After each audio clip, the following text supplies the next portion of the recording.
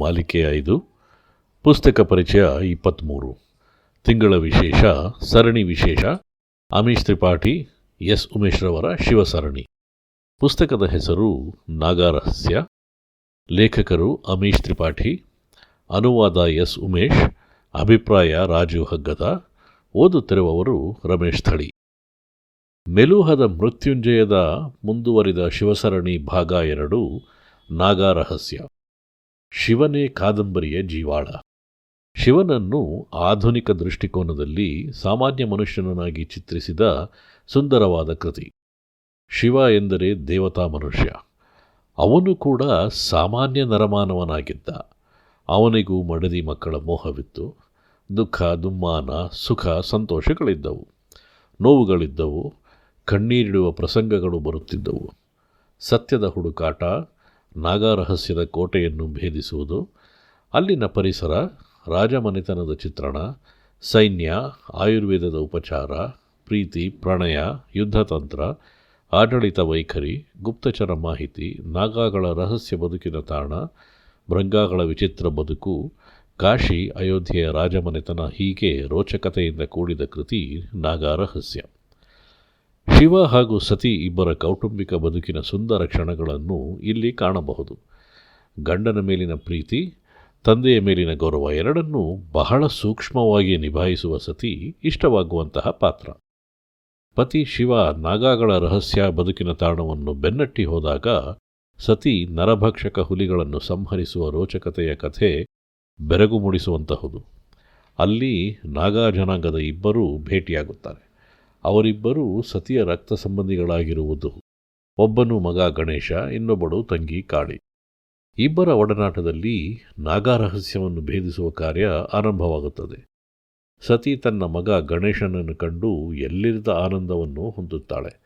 ಆದರೆ ನರಮನುಷ್ಯರಿಗಿಂತ ದೇಹದ ಅಂಗವಿಕಲತೆಯೇ ಅವರಿಗೆ ಮಾರಕವಾಗಿ ಅವರು ಪಂಚವಟಿಯಲ್ಲಿ ನೆಲೆಯೂರಿರುವುದು, ಅದು ಅವರ ಬದುಕಿನ ತಾಣವನ್ನಾಗಿಸಿಕೊಂಡಿರುವುದು, ಕಾಶಿಯಲ್ಲಿ ಅವರನ್ನು ಬಹಳಷ್ಟು ಕ್ರೂರ ರೀತಿಯಿಂದ ಕಾಣುವ ಎಲ್ಲ ಮಾನಸಿಕ ಸಂಕಟಗಳನ್ನು ಕಾಳಿ ಹಾಗೂ ಗಣೇಶ ಸತಿ ಎದುರಿಗೆ ತೋಡಿಕೊಂಡರು. ಸತಿಗೆ ನಾಗಾಗಳ ಮೇಲಿನ ದ್ವೇಷ ಕರಗುತ್ತಾ ಬಂದಿತು. ಶಿವ ತನ್ನ ಸೈನ್ಯದೊಂದಿಗೆ ಭೃಂಗಾಗಳ ನಾಯಕ ದೇವದಾಸನನ್ನು, ಬ್ರಾಹ್ಮಣ ಪರಶುರಾಮನನ್ನು ಒಲಿಸಿಕೊಳ್ಳುವುದು, ಕೊನೆಗೆ ಪಂಚವಟಿಯ ನಾಗರಹಸ್ಯ ಭೇದಿಸುವುದು ಕೃತಿಯು ಬಹಳ ರೋಚಕತೆಯ ಹೊಸ ಲೋಕದಲ್ಲಿ ವಿಹರಿಸಿದ ಅನುಭವವಾಗುತ್ತದೆ. ಶಿವನ ನೀಲಕಂಠ ನಾಗಾಜನರನ್ನು ಹಾಗೂ ಭೃಂಗಾ ಜನಾಂಗದವರನ್ನು ಆಧ್ಯಾತ್ಮಿಕವಾಗಿ ಮುಳುಗುವಂತೆ ಮಾಡುತ್ತಿತ್ತು. ಅದನ್ನು ಕಾಣುತ್ತಲೇ ಎಂಥವರೂ ಬದಲಾಗುತ್ತಿದ್ದರು. ಸಾಕ್ಷಾತ್ ನಮ್ಮ ರಕ್ಷಕನೇ ಬಂದನೆಂದು ತಲೆಬಾಗಿ ನಮಸ್ಕರಿಸುತ್ತಿದ್ದರು. ಶಿವನನ್ನು ದೇವನೆಂದೇ ನಂಬಿದ್ದರು.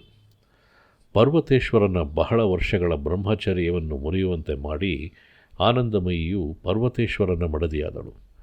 ಯುದ್ಧ ಕಲೆಗಳಲ್ಲಿ ನಿಪುಣರಾದ ಪರ್ವತೇಶ್ವರ ಹಾಗೂ ಆನಂದಮಯಿಯ ನವಿರಾದ ಪ್ರೇಮಕಥೆ ಸೊಗಸಾಗಿ ಮೂಡಿದೆ ಕೃತಿಯಲ್ಲಿ. ಪರಶುರಾಮ ತನ್ನ ಬದುಕಿನ ವೃತ್ತಾಂತ ಕೇಳಿದಾಗ ಅವನು ಅನುಭವಿಸಿದ ನೋವು, ಸಂಕಟಗಳು, ಅವಮಾನಗಳ ಪ್ರತಿಫಲವೇ ಪರಶುರಾಮ ನಿರ್ಮಾಣವಾಗಿದ್ದ ಎಂದೆನಿಸುತ್ತದೆ. ಅಂದಿನ ಸಾಮಾಜಿಕ ವ್ಯವಸ್ಥೆಯ ಕ್ರೂರ ಪದ್ಧತಿಯೇ ಅವನ ತಾಯಿಯು ಸಾಯುವಂತೆ ಮಾಡಿತು. ಪರಶುರಾಮನ ಕಥೆ ಓದುಗರ ಕಣ್ಗಳನ್ನು ಒದ್ದೆ ಮಾಡುತ್ತದೆ. ಅಂತಿಮವಾಗಿ ನಾಗಾರಹಸ್ಯದ ಹುಡುಕಾಟದಲ್ಲಿ ಸತಿಯ ತಂದೆ ದಕ್ಷನ ಪೂರ್ವ ಬದುಕಿನ ಇತಿಹಾಸ ನಾಗಾರಹಸ್ಯದೊಂದಿಗೆ ತಳಕು ಹಾಕಿಕೊಂಡಿರುವುದು, ಸತಿಯ ಮಗ ಹಾಗೂ ಸಹೋದರಿಯರ ಸಹಾಯದಿಂದ ಸುಮಾರು 9 ತಿಂಗಳ ಕಾಲ ಪಯಣದ ರೋಚಕ ಕಥಾಹಂದರ ಓದಿಯೇ ಸವಿಯಬೇಕು. ಕೊನೆಗೆ ಶಿವನ ಆತ್ಮೀಯ ಗೆಳೆಯ ಬೃಹಸ್ಪತಿ ನಾಗಾಗಳಿಂದ ಕೊಲೆಯಾದನೇ? ನಾಗಾ ರಹಸ್ಯವಾದರೂ ಏನು ಎಂಬ ಕುತೂಹಲದ ಪ್ರಶ್ನೆಗಳಿಗೆ ಕೃತಿ ಓದಿಯೇ ತಿಳಿಯಬೇಕು. ಪೌರಾಣಿಕ ಹಿನ್ನೆಲೆಯ ಕೃತಿಯಾಗಿದ್ದು ಆಧುನಿಕತೆಯ ಲೇಪನದೊಂದಿಗೆ ಅಂದಿನ ಕಾಲಘಟ್ಟದ ಕಥೆಯನ್ನು ಸೊಗಸಾಗಿ ನಿರೂಪಿಸಿದ್ದಾರೆ ಲೇಖಕರು. ಆಳವಾದ ಅಧ್ಯಯನ ಹಾಗೂ ರಚನಾತಂತ್ರ ಕೃತಿಗೆ ಮೆರುಗು ತಂದಿವೆ. ಓದುಗರಿಗೆ ಇದು ಅನುವಾದ ಕೃತಿ ಅಂತ ಅನಿಸುವುದೇ ಇಲ್ಲ. ಕನ್ನಡಕ್ಕೆ ಅನುವಾದಿಸಿದ ಎಸ್ ಉಮೇಶ್ ಸರ್ ಅವರ ಶ್ರಮಕ್ಕೆ ಕನ್ನಡಿಗರು ಧನ್ಯವಾದಗಳನ್ನು ಹೇಳಲೇಬೇಕು. ಇಲ್ಲದಿದ್ದರೆ ಶಿವಸರಣಿಯ ಕಥಾಹಂದರವುಳ್ಳ ಉತ್ತಮ ಕೃತಿಯ ಓದಿನಿಂದ ವಂಚಿತರಾಗುತ್ತಿದ್ದರು ಎಂದೆನಿಸುತ್ತದೆ. ಅನುವಾದಗಳಲ್ಲೇ ಉಮೇಶ್ ಸರ್ ಅವರ ಎಲ್ಲ ಕೃತಿಗಳು ಮೇರು ಸ್ಥಾನದಲ್ಲಿ ನಿಲ್ಲುತ್ತವೆ. ನಾಗಾರಹಸ್ಯ ಒಂದು ಹೊಸ ಲೋಕದ ಪಯಣದಿಂದ ಹೊರಬಂದ ಅನುಭವ ನನಗಾಯಿತು.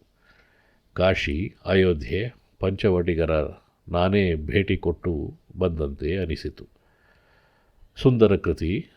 ಓದಿ ಆನಂದಿಸಿ. ಧನ್ಯವಾದಗಳು.